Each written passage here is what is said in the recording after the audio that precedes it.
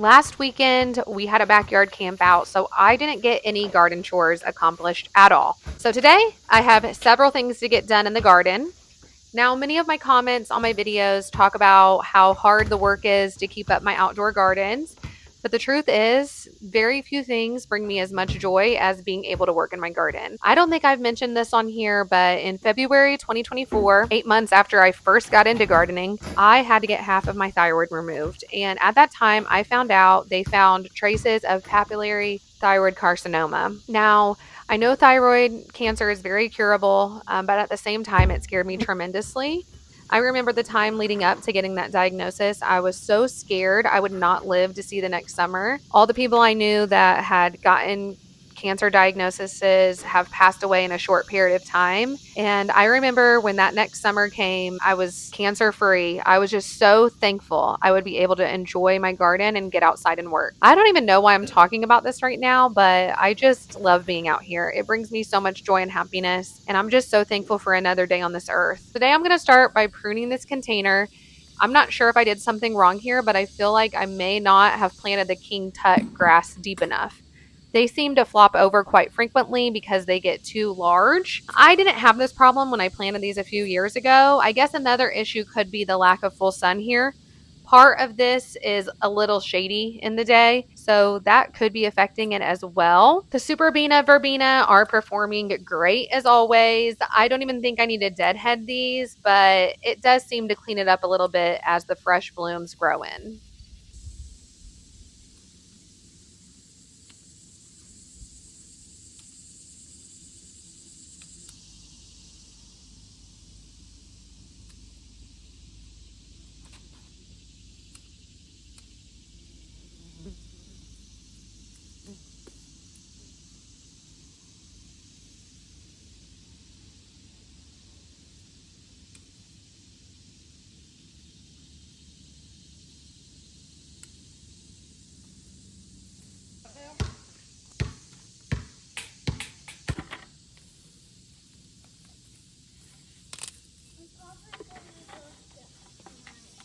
Crocs on.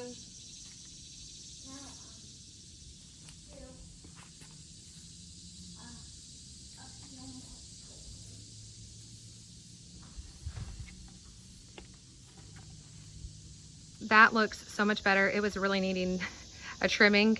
It is still early August, so I have a lot of time left with these flowers and this piece right here. I think come fall, I'm going to replace this with some type of shrub that will stay all winter long. At some point today, I'm going to have to come over here and take care of this one. I mean, these are just really saggy down here, and then these really need deadheaded. These ones still have a lot of greenery on them and they look great, so I think it just needs trimmed up because like I said, I have plenty of time before fall when the frost happens. I'm gonna move these out of here. They're driving me crazy. I'm ready to get them out of here and move them somewhere else. These yellow plants over here just look like they've hit the end of their rope. I don't know what has happened. There's just not a lot of greenery on them. It's time to go ahead and take those out. I got some maroon flowers off of the clearance rack that I'm gonna put into here. Getting a little ready for fall. I'm personally not ready for fall because I love all the floral blooms that are out here.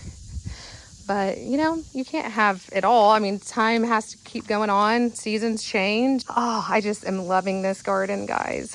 I never imagined in a million years it would look this beautiful. I'm obsessed with it. And I can't wait to make the necessary changes to make it a little bit more low maintenance and also just fill it in more. Since it's so hot today, I'm gonna head down to the Woodland Gardens and work in the shade. I've had several plants down here in planters for about a month now that I need to get planted in the ground, but I need to get some plants transplanted out of here to make room for them. These hostas that I'm moving are more of a darker green color, and I prefer the variegated hostas in the wood's edge because of the contrast with the dark green and browns of the woods. They just look fantastic. I'm trying to plant more clusters of the same types of hostas down more in the forest flower beds. The space is so large and I have so much area to fill. I am very excited to see how these grow and develop over the next few years. My goal will be that they fill in the flower beds. I also do have some ferns down here as well, but only time will tell how they're going to fill in. A big reason for us creating these flower beds in the forest area was to make it easier for my husband to mow. So many of these flower beds you'll notice are wrapped around our trees. Now, some of these trees are very small. Their root systems are not very developed at this point. So I've had no issues digging around them to plant the hostas very close. Over the long term, I'm not sure if these root systems are going to choke out the hostas or prevent them from getting very large. Many of my DIY projects are going to be a time will tell scenario. We're not going to know if these plants are going to be affected by the tree root systems until time goes on and we can kind of see their growth patterns. Now I need to get this spirea out of here. I got this spirea on the clearance rack last summer and I just kind of threw it in here because I have nowhere else for it to go. I have another spirea up at my house of this exact same variety. The homeowners before had it and it's a great plant. This one just doesn't look as good, but it needs more sun. Now this area gets little glimpses of sun, but it's pretty much a full shade flower bed. So I definitely need to relocate this. Another aspect to this area is I have a climbing hydrangea. You can kind of see it on the walnut tree to the left of me, and it has vines that are growing towards the walnut tree to the right of me. I don't know if this hydrangea tree is going to get that large enough to grow up both of these walnut trees. I at least want to give it space so that it can do what it wants down here. Maybe it will span this whole way. I'm not sure. Moving this spirea will free up the area so the hydrangea tree can grow more freely.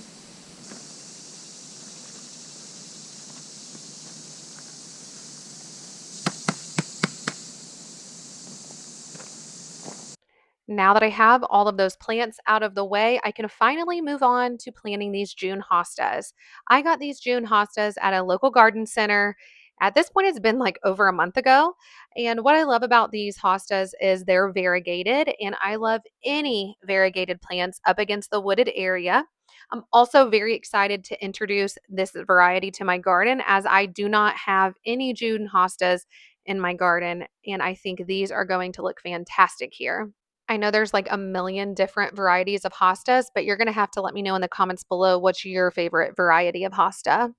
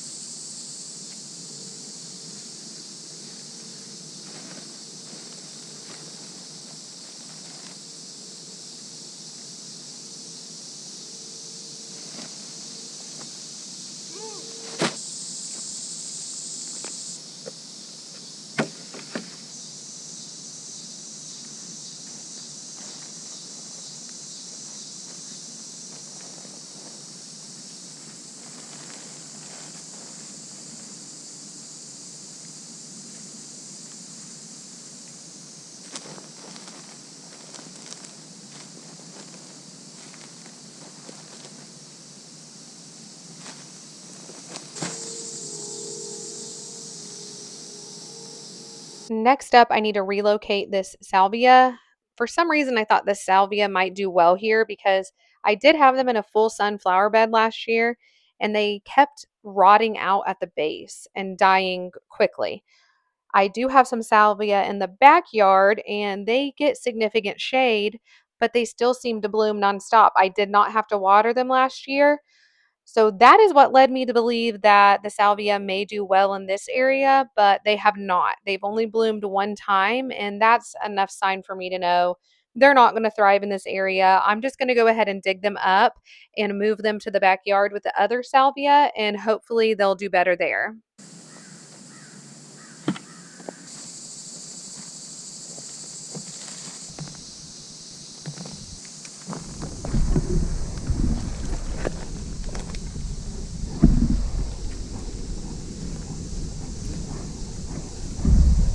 Moving this hosta here was a complete waste of my time.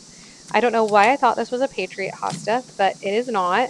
I wanted to plant this here to match the Patriot hosta that's next to it. As I've been looking at it more, they don't match. And on top of that, I think they're going to be too big for this area, a Patriot hosta that is. So here in the next few weeks, I'm going to have to come back and move these to a different spot. That's one thing about DIY landscaping. I end up moving plants around quite frequently to figure out exactly where I want them.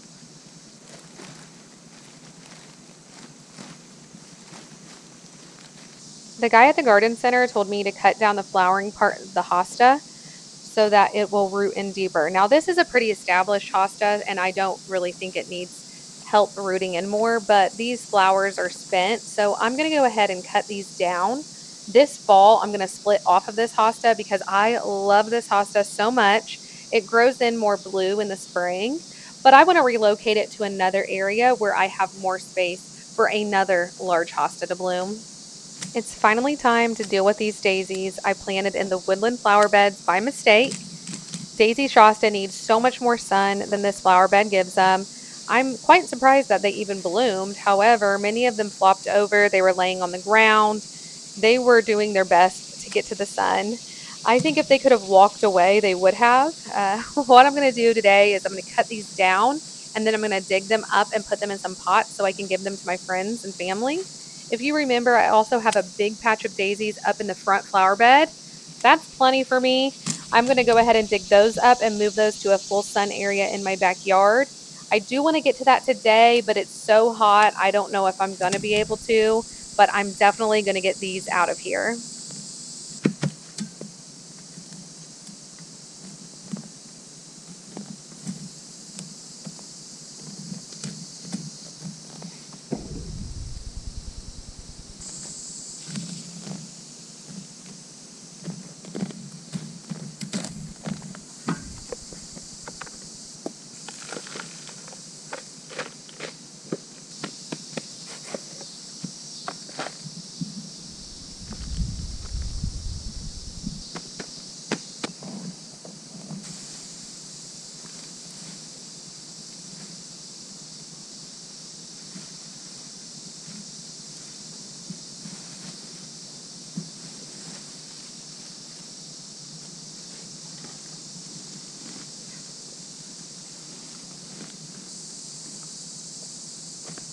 While I'm over here, I'm going to go ahead and trim off the flowers on these hostas. I really need to go through here and do some Google image searches on these hostas because many of them were here from the previous owners and I have no clue what variation they are.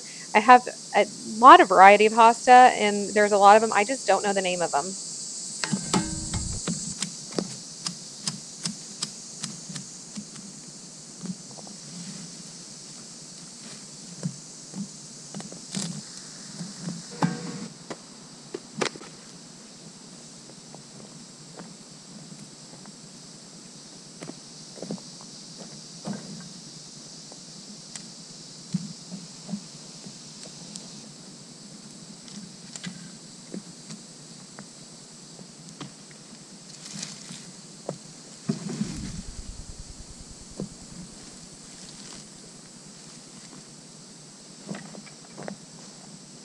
That's a wrap. Another day working in the garden. Thank you so much for watching this video.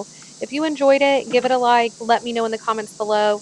And if you love gardening and yard work videos, be sure to subscribe so you don't miss the next one. See you then.